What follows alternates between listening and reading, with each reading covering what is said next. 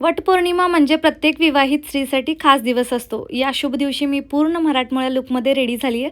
Makeup, टिकली, नथ सगळंच झालं. पण मला एकच प्रश्न पडला होता, केसांचं काय करायचं? मग आरशात स्वतःकडे पाहिलं आणि वाटलं आता केस इतके हेल्दी, लॉंग आणि स्ट्रॉंग झाले आहेत, तर बन घालण्यापेक्षा मोकळेच सोडूया आणि त्यावर भरपूर गजरे लावूया.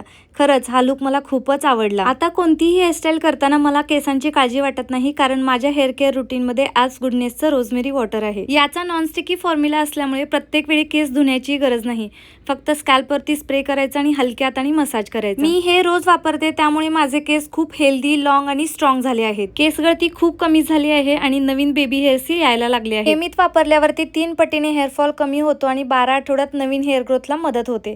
आणि हे भारतातील पहिले आणि एकमेव क्लिनिकली प्रूव्हन आल्स गुडनेसचं रोजमेरी वॉटर आहे. त्यामुळे तुम्हाला पण हे पाहिजे असेल तर वरती टॅग केलं आहे, तिथून घेऊ शकता.